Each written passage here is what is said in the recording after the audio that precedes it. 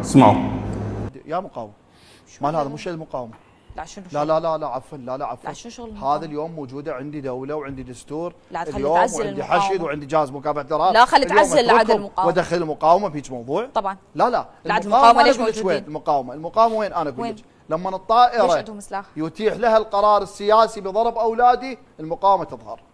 لما المقاومه على منو؟ غير على محتل. انه انا مو غير عندي على سياده قوات أجنبية. ومحتل، المقاومه تتحدث. اي ما هاي ما عندي سياده، اسرائيل بنص النجف. يا اولا اختراق امني هذا. اي وحددناه. شمروا عليهم طابوقه. لا مو نشمر عليهم طابوقه، هاي معوده والله المقاومه قويه، ثق بالله الكريم. كان شمروا عليهم طابوقه. يا هسه اشمر عليهم طابوقه وانا عندي جيش وعندي حشد اتدخل بشغلهم. راح الجيش وسلم شهيد واصابتين. خلص اخذ اجراءاته. ها هي؟ في حاله استعاده لا اسمحي لي مستحيل. الجيش العراقي والحشد بالمقاومه، المقاومه تظهر. يعني اذا تحركت سوريا اللي عندها 7000 الان موجوده، ترى تلقي المقاومه موجوده. شوفي خل واحد شو على سوريا قادرين على اسرائيل. سيد عبد الرحمن انا خليني ما ادخل بهاي التفاصيل. شنو هاي التفاصيل؟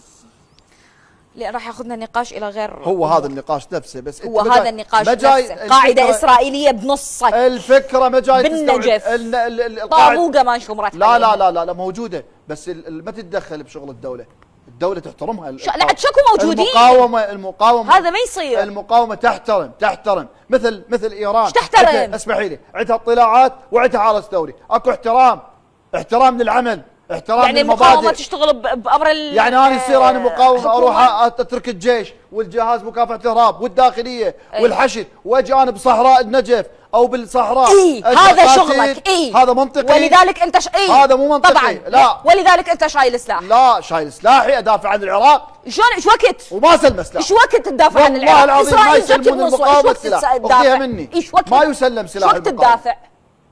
ادافع جاني هساني اعترضني يا اسرائيل بنص النجف. يا اسرائيل مو هذا شغل الدوله، شغل رئيس الوزراء. اقول لك يا دوله انت تقول لي انت تقول الدوله ما قادره تحمي السياده ولذلك انا شايل سلاح. ليش ما استخدمته؟